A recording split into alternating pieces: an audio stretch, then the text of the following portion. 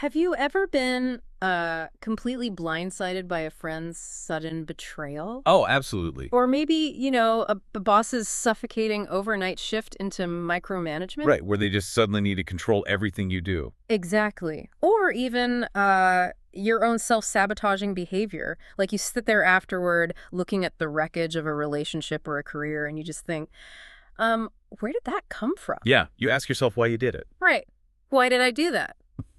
We desperately want to believe that we and the people around us are fundamentally logical. We really do. We imagine we're in the driver's seat of our own minds. But the unsettling reality that we're exploring in a source material for today's deep dive, which is Robert Greene's The Laws of Human Nature, is that there are these invisible strings pulling human behavior. Yeah, ancient primal forces. Exactly. Forces that dictate almost everything we do, operating entirely below the surface of our conscious awareness. Completely subconsciously. Take, for instance, a crowd of 10,000 men on a hill in ancient Athens, just screaming for a suicidal war. I mean, it's just this incredibly visceral image to start with, right? It really is. And it perfectly illustrates the central thesis we're working with today. Yeah. We are navigating a highly complex modern world using essentially a psychological operating system built for hunter-gatherer survival. Wow, yeah, an operating system from like millions of years ago. Precisely. So when you look at that Athenian assembly in 432 BC, you aren't looking at a deliberative democratic body. You're looking at a biological organism reacting to a perceived existential threat.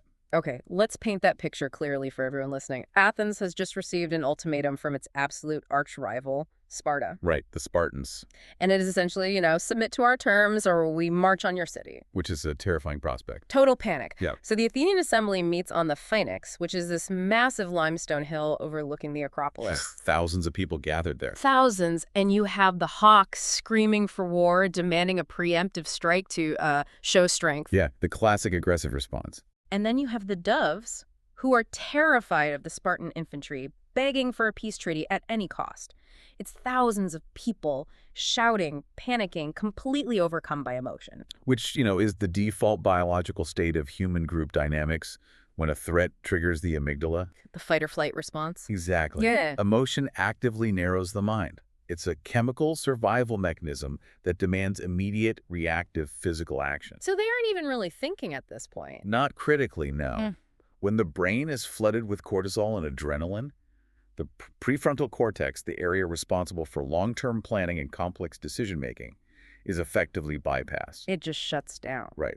That mob wasn't debating policy. They were collectively experiencing a fight-or-flight response. But then this 60-year-old elder statesman steps forward, Pericles. Yes, Pericles. And I've always found it fascinating that historical accounts don't describe him as some, chest-thumping, charismatic demagogue. Not at all. He was known more as a philosopher-statesman, right? Yeah. Well, he was completely unique for that era.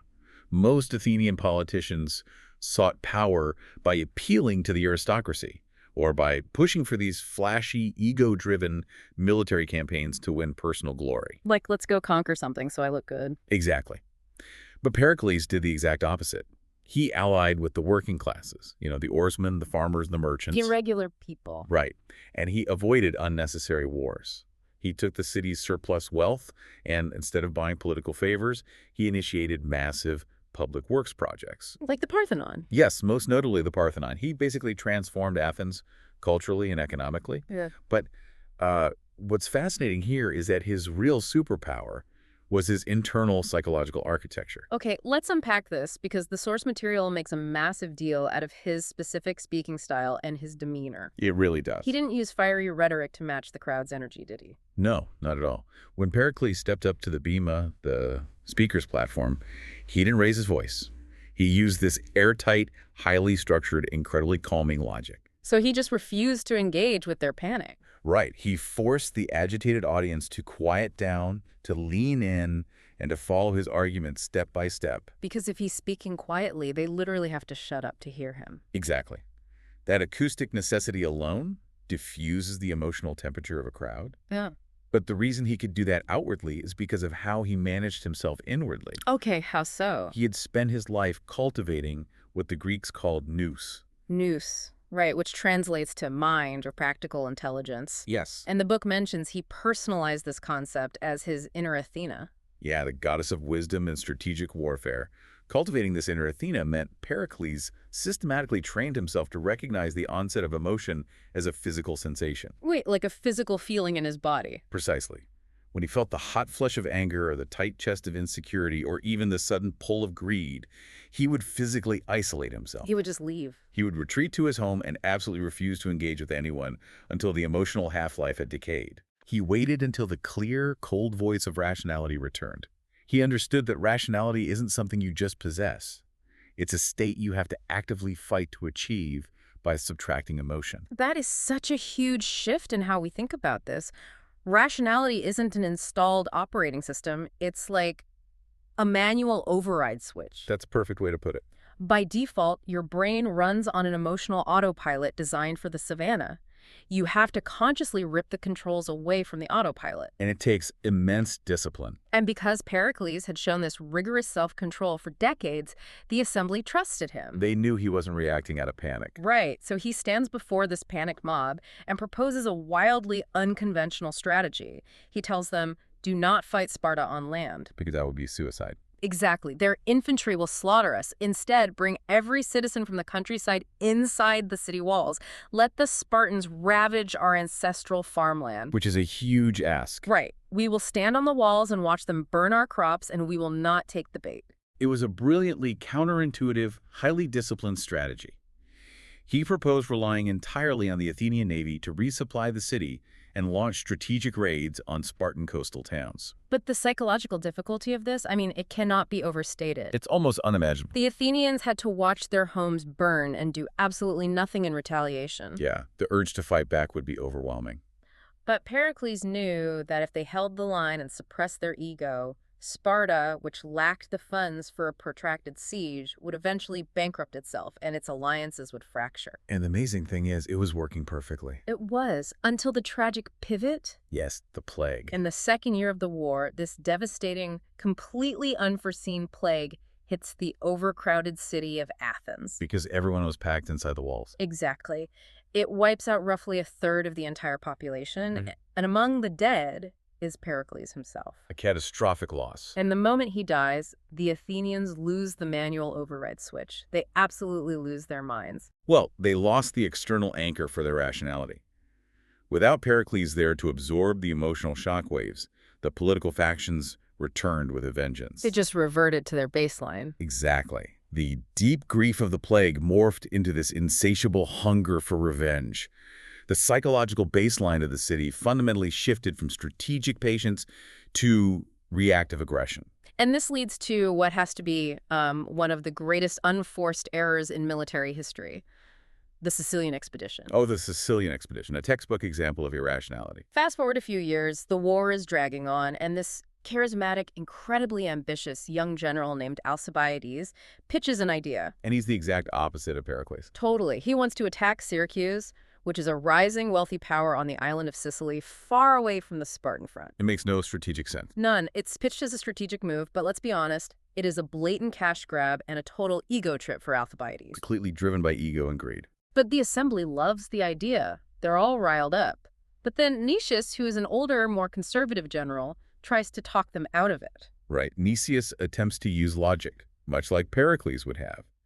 He details the vast logistical nightmares, the insane distance, the sheer size of the Syracusan forces. He's basically giving them a PowerPoint presentation on why this will fail. Pretty much. He warns them that the initial proposal of 60 ships is woefully inadequate and, honestly, suicidal. But the strategy completely backfires. Instead of canceling the expedition out of fear, the panicked, greedy assembly decides to send 100 ships. They double down. They double the resources, double the manpower, and force Nicias to co-command the expedition against his will. Yeah, they make the guy who hates the plan run the plan. How does a group of intelligent people listen to a logistical breakdown of why an idea is terrible and decide the solution is to just throw twice as much money at it? Well, this is the core mechanism of the law of irrationality.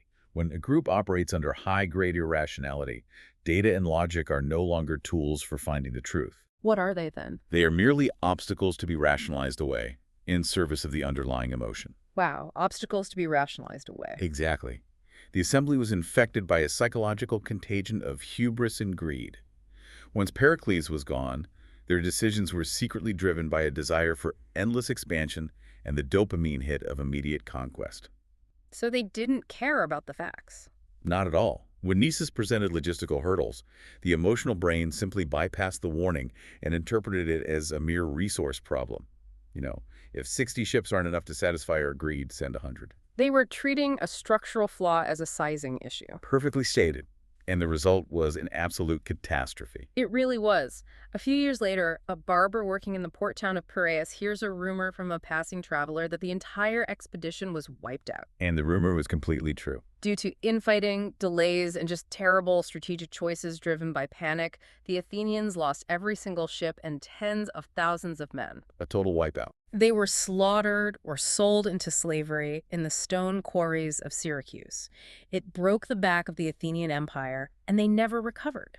It perfectly illustrates the fatal distinction between the intellect and the emotional self. Every politician who voted for that expedition actually thought they were being perfectly rational. Right, they thought they had it all figured out. They had spreadsheets, they had maps, they had strategic arguments. But the foundation of all those arguments was a base emotional desire.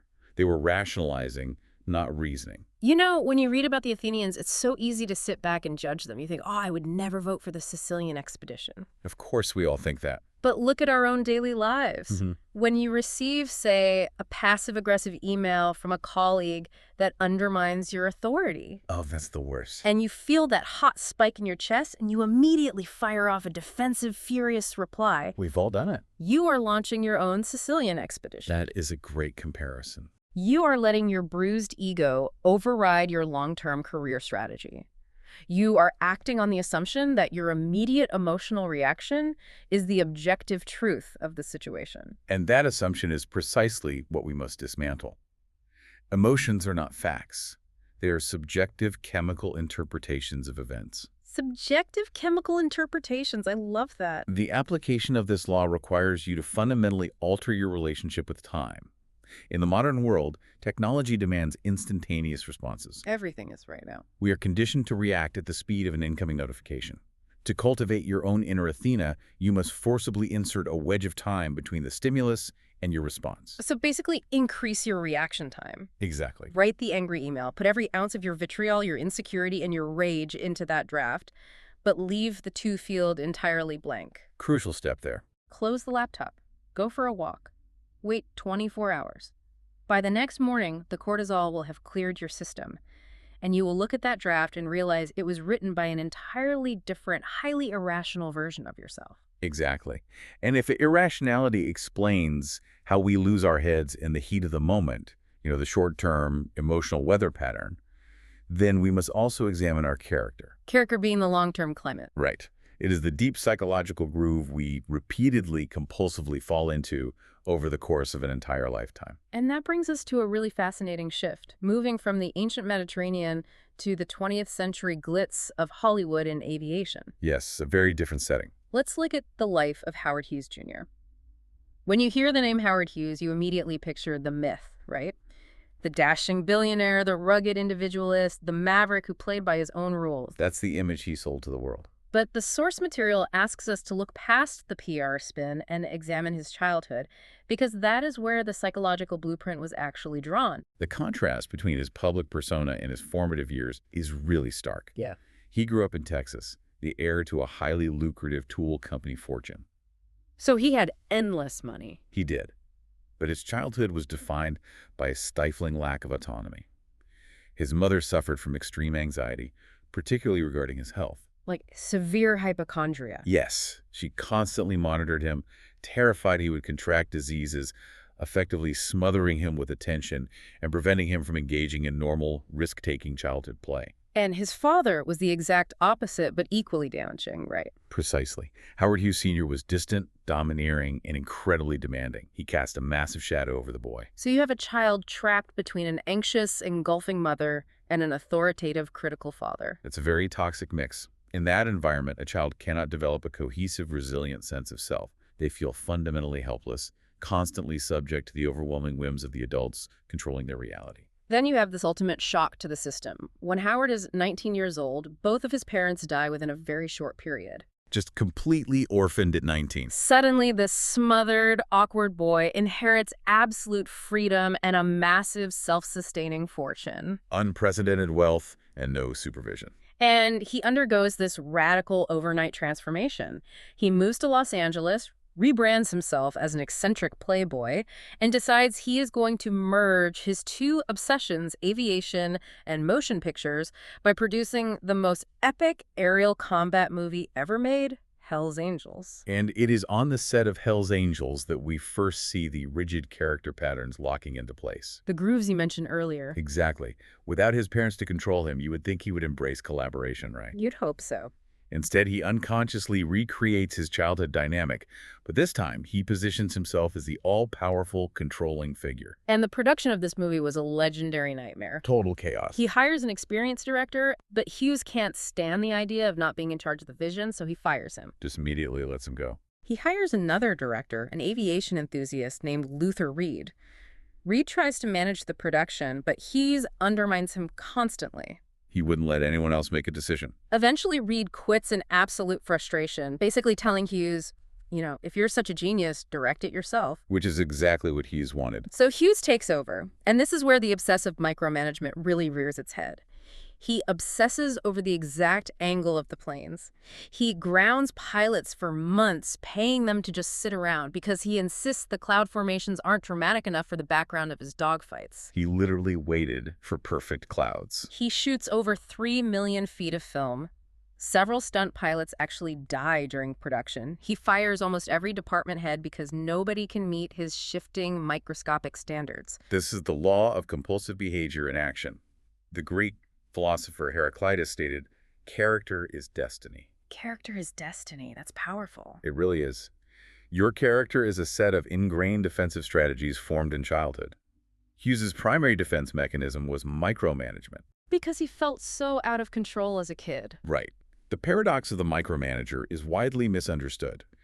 People assume micromanagement stems from arrogance or an abundance of competence. Like they just think they're better at the job than you are. Exactly. But it doesn't. It stems from a profound, lingering anxiety of helplessness. Okay, I really want to pause on that because that completely reframes how we look at difficult bosses. You're saying the need to control every tiny detail isn't about the work. It's about soothing internal panic. Absolutely. Because Hughes was so utterly powerless as a child, depending on others as an adult, felt existentially terrifying. Wow. Trusting a director or a financial officer or a pilot meant giving up control, which subconsciously triggered the feeling of being smothered by his mother or judged by his father. So it was a trauma response. To soothe that anxiety, he had to physically insert himself into every single decision. But by trying to control every variable of a massive, complex enterprise, he created a bottleneck of total chaos. Because one person can't do everything? Right. He didn't achieve control.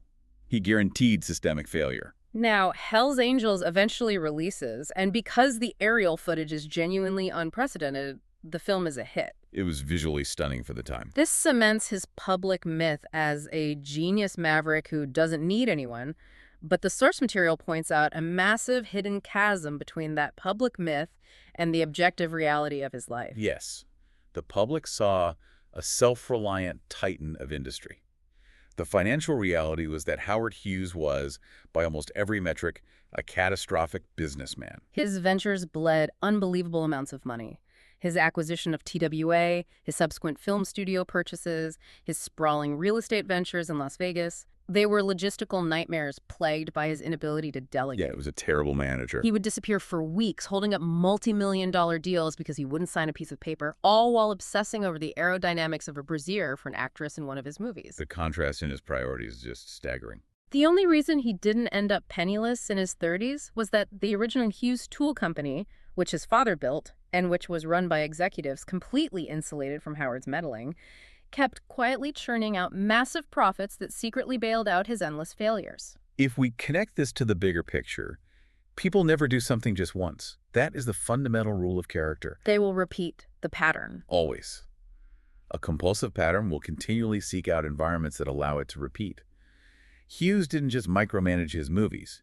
He micromanaged his airlines into the ground. He ruined TWA. He micromanaged the women he dated, famously having them followed by teams of private investigators and even dictating their diets.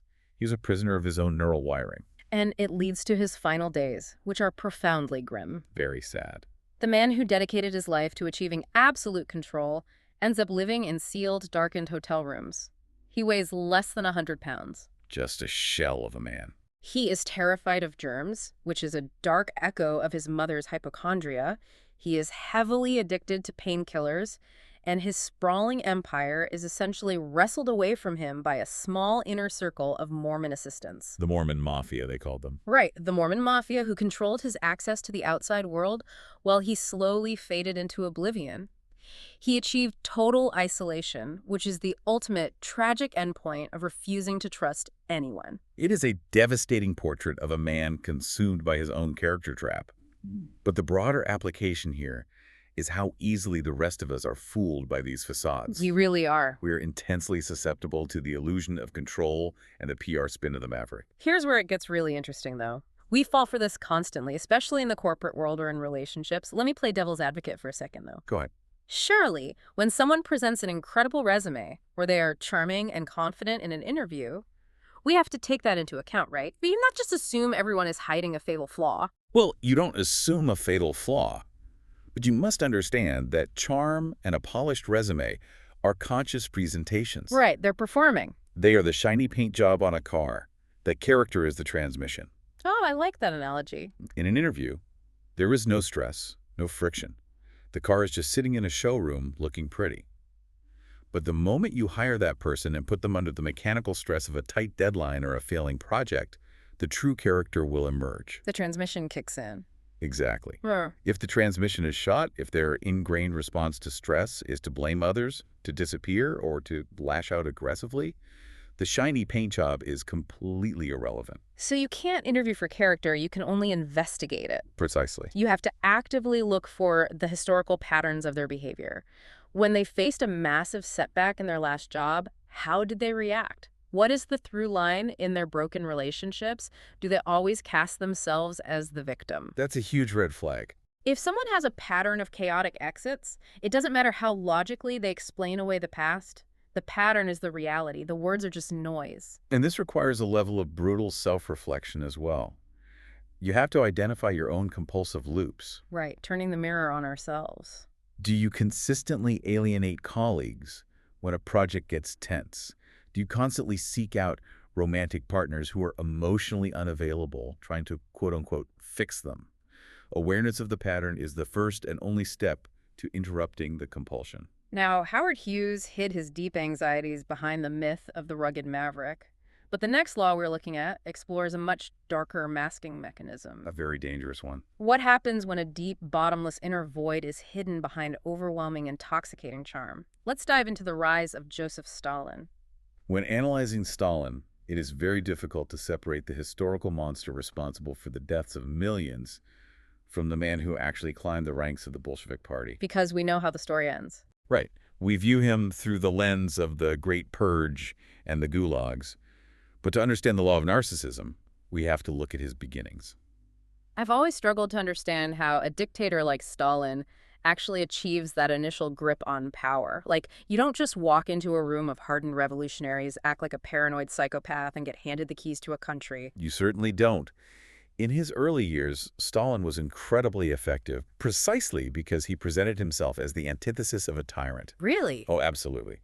While other Bolshevik leaders, like Trotsky, were aloof intellectuals who gave fiery, complex speeches from balconies, Stalin played the role of the earthy, humble comrade. The man of the people. He wore simple peasant boots.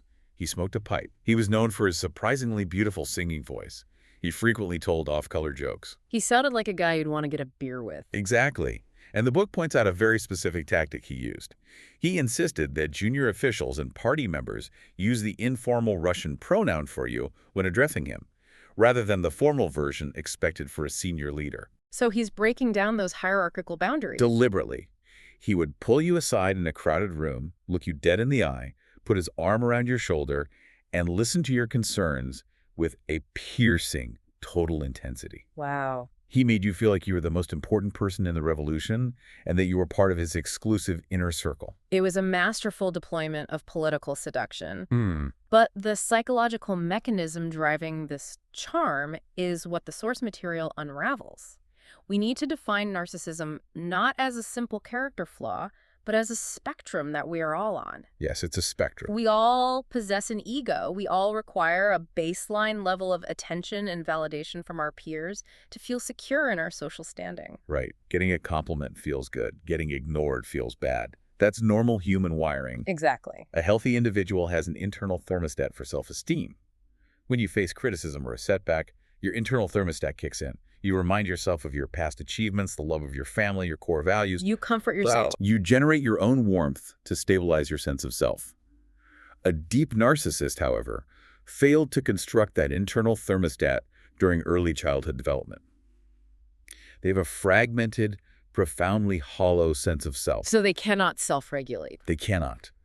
Because they lack internal warmth, they are entirely dependent on external sources of validation just to feel like they exist. That seems exhausting. It is. Yeah. And this is a crucial distinction. They do not view other people as independent, autonomous human beings with their own inner lives. They view other people entirely as self-objects. Self-objects? Yes, instruments whose sole purpose is to reflect back a grandiose image of the narcissist. And early in their careers, highly ambitious, deep narcissists learn that intense charm is the most efficient tool for capturing those self-objects. That piercing gaze, the arm around the shoulder, it isn't genuine connection. Not at all. It's a mechanism to hook you, to draw you into their orbit so they can constantly feed off your admiration and loyalty. But the tragic pivot of the deep narcissist is entirely predictable. It's called the aggressor's trap. The aggressor's trap. How does that work? As they acquire more power and secure more self-objects, their underlying fragility isn't cured. It is amplified. Because there's more at stake. Because their power is built on extracting validation from others. So any slight sign of independence, any minor disagreement from a subordinate isn't just an insult. It feels like an existential threat to their very identity. Which perfectly explains the terrifying shift in Stalin's behavior. As he consolidates ultimate control in the 1930s, the charm evaporates. Completely vanishes. The turning point is generally considered the 1934 assassination of Sergei Kirov, who was a highly popular party leader and supposedly one of Stalin's closest friends. Most historians agree Stalin likely orchestrated it, and he used it as the pretext to launch the Great Purge. The beginning of the terror. Suddenly, the earthy comrade who loved to sing is signing death warrants for his oldest allies. He transitioned from seduction to absolute terror. He would reportedly listen to the transcripts of his former comrades being tortured, begging for their lives, confessing to absurd crimes against the state, and he would relish it. That is so sick. It fed his grandiosity in a much darker way than admiration ever could. Absolute power over life and death became his ultimate self-object. The psychological environment he created in his inner circle was suffocating. Let's talk about the late-night movie dinners he hosted at his dacha after World War II. Oh, those dinners were legendary for all the wrong reasons. It was impossible for his top generals and ministers to refuse an invitation. Outwardly, it looks like a fraternity of old friends drinking, eating heavy Georgian food, and watching American cowboy movies. That's fun on paper. Right. But inwardly, it was a theater of psychological torture. Stalin would secretly water down his own wine, but he would heavily pressure his lieutenant's men who had just defeated Nazi Germany to consume massive amounts of vodka until they were blackout drunk. He was intentionally stripping away their cognitive defenses. He would sit back, entirely sober, and watch these powerful men stumble, slur their words, and humiliate themselves. He's just watching them fall apart. He was meticulously searching for any micro-expression of resentment, any slip of the tongue that might indicate disloyalty. He weaponized double binds to keep everyone paralyzed. If a general disagreed with military assessment, Stalin would accuse him of insubordination and threaten him. You're dead if you disagree. But if a general quickly agreed with everything Stalin said, Stalin would violently berate him for being a useless, spineless sycophant. There was no right answer. None. The goal wasn't good policy. The goal was to keep everyone in a perpetual state of terrified, groveling imbalance. And this extreme paranoia ultimately sealed his own fate, didn't it? It did. By the early 1950s, the environment was so incredibly toxic that when Stalin suffered a massive stroke alone in his private quarters, His guards were too terrified of violating orders to enter the room. They just stood outside while he was dying. When his top lieutenants finally discovered him paralyzed on the floor, they were so traumatized by years of abuse and so secretly relieved that the tyrant was falling that they deliberately delayed calling for doctors for hours. Wow. They let him die in a puddle of his own urine. His absolute need for control created the exact conditions of his helpless demise. It's an incredible historical arc, but I have to ask, how do highly intelligent, experienced people fall into this trap? Lenin literally tried to warn the party about Stalin on his deathbed, yet these seasoned politicians walked right into his web. They walked into the web because the charm of a deep narcissist bypasses our intellect and targets our own narcissism. Makes so much sense. When a powerful, rising figure isolates you in a room, treats you as an equal, and implies that you and only you truly understand their vision, it is intoxicating. Your ego is heavily stroked. You feel special. You willingly blind yourself to the subtle red flags because acknowledging the manipulation would require admitting that you aren't actually special to them, just useful. The analogy that jumps out to me is a Venus flytrap. The narcissist's charm is the sweet nectar coating the leaves. The intense early focus they give you is exactly the mechanism designed to lure you into the trap. Okay. You land on the leaf, drunk on the nectar of being chosen. But the moment you are fully committed, the moment you rely on them for your status or your job, the leaves snap shut. The trap closes. The charm vanishes, the demands begin, and you become a resource to be slowly digested. By the time you realize what's happening, your professional or social survival is entirely dependent on them. That is a visceral and highly accurate metaphor. So, the defensive posture we must adopt requires two distinct strategies. Oh, okay, what are they? First, to detect the Venus flytrap, you cannot rely on how they make you feel in the moment. You must look at the long-term history of their relationships. Like we talked about with Howard Hughes. Yes. Deep narcissists are fundamentally incapable of sustaining genuine reciprocal intimacy over decades. Do they have long-standing friends who don't work for them? Good question to ask. Do they have relationships where they do not hold the power advantage? Have they ever demonstrated authentic vulnerability or taken true accountability for a failure? If the answer is no. If their past is a graveyard of discarded mentors, alienated partners, and subordinates who mysteriously fell out of favor, well, you're looking at a predator. Run. Run away. Fast. And the second strategy is internal. We have to defend against our own susceptibility. The author talks about cultivating a specific type of empathy, not just the soft, feeling sorry for someone kind of empathy. Right. The source material breaks it down into visceral and analytic empathy. How do those work? Visceral empathy is a physical skill. It involves training yourself to observe the microexpressions, the tone of voice, and the body language of others. It is paying closer attention to the tension in someone's jaw than to the words coming out of their mouth. Reading the unspoken signals. You practice feeling the shifting moods of a room. Analytic empathy, conversely, is an intellectual exercise. It involves aggressively mapping out another person's value system. Really getting into their head. You must try to understand why they act the way they do based on their unique childhood, their cultural background, and their specific insecurities, rather than lazily projecting your own motivations onto them. By relentlessly focusing your analytical energy outward onto other people, you starve your own ego. You become an objective reader of human behavior, rather than a subjective participant waiting to have your own ego stroked. Exactly. Which is the perfect conceptual bridge to our final topic. Stalin's narcissism was overt. It eventually operated in the open and destroyed a nation from the top down.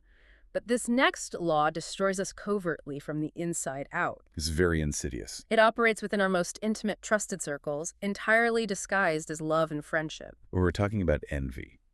And it is perhaps the ugliest, most deeply repressed of all human emotions. Nobody wants to admit to being envious. No, people will gladly admit to struggling with anger or pride or even lust. But almost no one will admit to acting out of envy, because to feel envy is to admit a profound sense of personal inferiority. Exactly. To explore the mechanics of envy, we look at a deeply personal story from the literary world. The life of Mary Shelley. The author of Frankenstein. Yes, Mary's pedigree was essentially literary royalty. Her mother was Mary Wollstonecraft, the foundational feminist philosopher. Her father was the political philosopher William Godwin. Two absolute giants. She wrote the masterpiece Frankenstein when she was only 19 years old, and she was married to the brilliant, scandalous, heavily romanticized poet Percy Bysshe Shelley. From the outside, she possessed everything one could desire. Intellect, fame, a brilliant partner, and a legendary lineage. But the reality of her life in 1820, while living in exile in Italy, was marked by relentless tragedy. She was in an incredibly dark place. She had recently suffered the tragic deaths of two of her young children. Oh, that's unimaginable. She is plunged into a profound, suffocating depression. And a coldness, a rift, begins to form between her and Percy, who struggles to deal with her intense grief. She is deeply isolated, desperate for connection, and highly vulnerable. Enter Jane and Edward Williams. They are a young English couple who arrive in Italy and integrate into the Shelleys' social circle. Edward is amiable and absolutely idolizes Percy's poetic genius. And Jane appears simple, sweet, eager to please, and highly supportive. Mary, starving for female companionship and a sense of normalcy, bonds quickly with Joan. But beneath Jane's cheerful, accommodating surface, a deep, corrosive envy is taking root. Let's unpack the psychology of Jane's envy here. Jane looks at Mary and sees this vast imbalance. Yeah. Mary has the towering intellect and the historic legacy. And Jane has none of that. Jane desires the status and the literary lifestyle, but she knows she lacks the innate talent and the pedigree to achieve it legitimately. This is the genesis of envy. It is the agonizing friction between what we believe we deserve and the undeniable reality of someone else possessing it. Jane feels a painful sense of inferiority. So what does she do? Now, instead of avoiding Mary to escape that pain, Jane uses a specific tactic of the covert envier. She seeks closer proximity. She weaponizes her sweetness. Jane plays the role of the cheerful muse. She deliberately contrasts herself with Mary's grieving, heavy depression. She plays the guitar, she sings light songs, and most insidiously, she acts as a perfect, uncritical, flattering mirror for Percy Shelley's ego. She actively, subtly seduces Percy's emotional attention away from his grieving wife. She infiltrates the most vulnerable cracks in Mary's life under the guise of being a supportive friend bringing light into a dark house. Then comes the ultimate tragedy. Percy Shelley and Edward Williams design a custom sailing boat. They go out on the water, get caught in a sudden violent squall, and the boat goes down. Both men drown. Their bodies wash ashore days later. Mary is utterly consumed by grief and complex survivor's guilt. A completely shattered woman. She eventually returns to London, a young widow. Jane, also widowed, returns to London shortly after. Mary genuinely believes Jane is my only true link to my dead husband. We shared this profound trauma. We must stick together. But back in London, far removed from the romantic isolation of Italy, Jane's envy morphs into active, devastating sabotage. It's so twisted. She executes a long con of social destruction. It's sickening to read. Jane uses the deep intimacy she built with Mary to systematically dismantle Mary's life. First, Jane uses her cheerful demeanor to charm and eventually steal away another one of Mary's closest friends, a man named Hogg. Just peeling away her support system. But that's just the start. Jane begins circulating a vicious, calculated rumor throughout the elite literary circles of London. She tells everyone in hushed, supposedly concerned tones that Mary made Percy so utterly miserable with her coldness and depression that he deliberately sailed into that storm, blaming her for his death. She implies that Percy secretly wanted to die to escape Mary, essentially putting the blame on the grieving widow. The betrayal is absolute. Yeah. And what makes it so psychologically damaging is the delay. Yes. Mary doesn't find out for months. She hears it secondhand from a mutual friend who assumes Mary already knew what Jane was saying. Mary's closest confidant, the woman she grieved with, was her greatest saboteur. A complete knife in the back. Let me pause and play devil's advocate, though. Is it possible we're reading too much malice into Jane? Could Jane have just been a messy, insecure, grieving widow who lashed out, rather than this calculating mastermind of envy? It is a fair question. But the source material, drawing on the psychological mechanics of envy, argues otherwise. If Jane were merely grieving, she would have lashed out broadly or withdrawn. But her attacks were highly specific, targeted assassinations of Mary's deepest insecurities. Her adequacy as a wife and her guilt over his death? This raises an important question. Why do enviers seek proximity? Why befriend the person who makes you feel inferior? Because you need access to the target's weak spots. Access, yes, but more importantly, psychological justification. Envy is incredibly painful because it requires admitting, I am less than. Right. To soothe that ego-wounding pain, the envier must construct a false, comforting narrative. Jane had to convince herself Mary isn't truly talented, she just coasted on her parents' names. She isn't a tragic figure, she's a terrible wife who drove her husband to his death. She had to make Mary the villain. By acting as a close friend, Jane was able to secretly gather the intimate evidence needed to build this false narrative. Once the narrative was built, the envier feels justified in launching a covert attack. It ceases to be an act of petty jealousy and becomes, in their twisted mind, an act of setting the record straight. So what does this all mean? The envious friend is a psychological Trojan horse. They bypass your natural defenses by offering the gift of intense friendship, support, and flattery. You open the gates and let them right in. You let them right into the citadel of your life, and once they are inside your walls, they wait until you are vulnerable, the belly of the horse opens up, and the sabotage begins from the inside. And because they gather their intelligence while posing as a friend, their attacks are flawlessly calibrated to inflict maximum psychological damage. It hurts the most because they know exactly where to hit. Furthermore, when the attack finally surfaces, the victim is often left feeling deeply confused and guilty, wondering what they did to provoke such cruelty, which only feeds the envier's sense of power. So how do we spot the Trojan horse before we let it inside? What are the behavioral leaks that give an envious friend away? The author identifies several key indicators. The first is poisonous praise. Poisonous praise. These are compliments specifically engineered to plant a seed of doubt. For example, "It's so incredible you got that promotion, especially considering you don't have the typical background they usually look for." Oh, wow. On the surface, it's a congratulation, but the underlying hook is designed to make you feel like an imposter. It's the backhanded compliment that leaves a strange, sour taste in your mouth. But if you confront them, they immediately play the victim and say, I was just congratulating you. Why are you being so defensive? Precisely. The second indicator is the push and pull dynamic in the friendship. Enviers will often exhibit intense warmth and intimacy, drawing you in close, but will suddenly, inexplicably, treat you with coldness or subtle disdain. Keeping you guessing. This erratic behavior is a manifestation of their internal conflict. They want your status, but they resent you for having it. It keeps you perpetually off balance, working hard to regain their affection. And the most visceral physical tell is micro-expressions. You have to watch people's faces when you share news. When you tell a friend about a major victory, a new relationship, a big raise watch, their initial split-second reaction. The mask slips for just a moment. Does their smile look tight and forced? Do their eyes look momentarily dead or hostile before the social mask slips into place? And conversely, look for schadenfreude. Schadenfreude, the experience of pleasure, joy, or self-satisfaction that comes from learning of or witnessing the troubles, failures, or humiliation of another. When you share a minor setback or a vulnerability, do you catch a fleeting glimmer of genuine excitement in their eyes?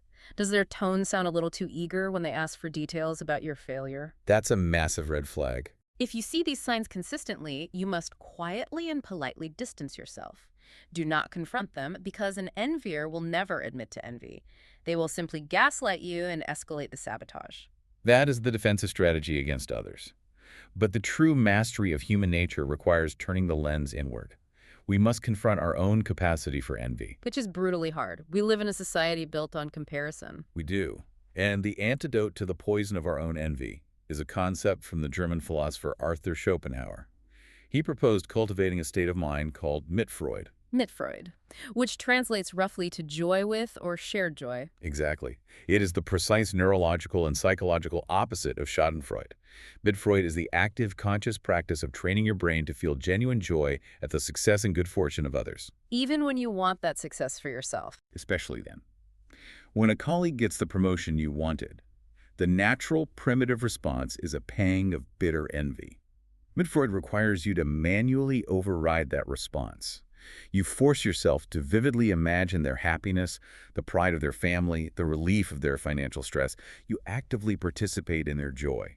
It's an empathy workout. It sounds almost Pollyannish, but it's actually a deeply pragmatic psychological tool. By practicing Mitfreude, you aren't just being a good person.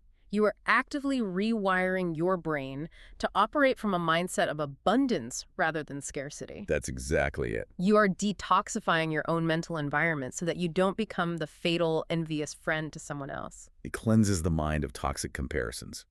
When you can derive genuine pleasure from the success of others, your own ego becomes less fragile, and your capacity for rational, strategic thought expands exponentially. This has been an incredibly intense journey. Let's do a quick synthesis to tie all these invisible strings together. Good idea.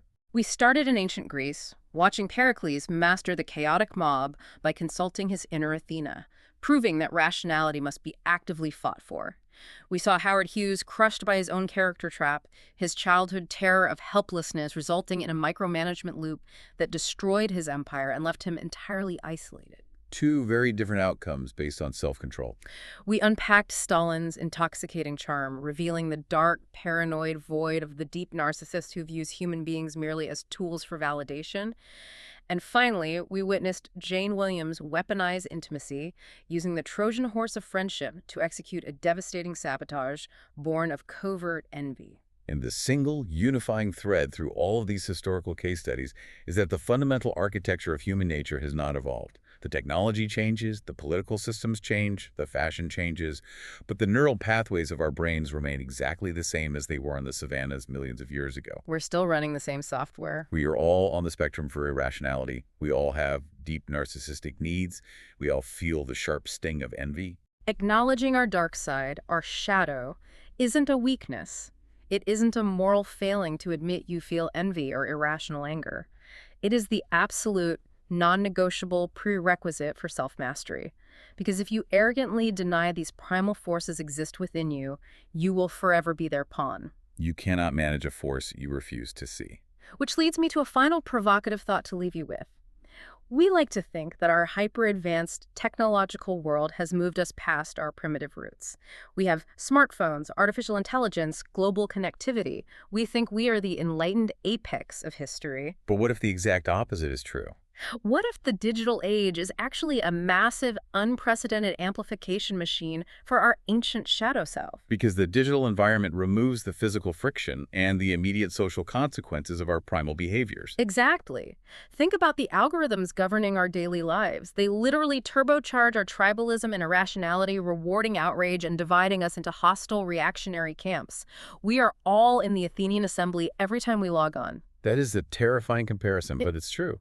Instagram, TikTok, LinkedIn, they are precision-engineered envy generation machines, forcing us into constant, brutal, global status comparisons.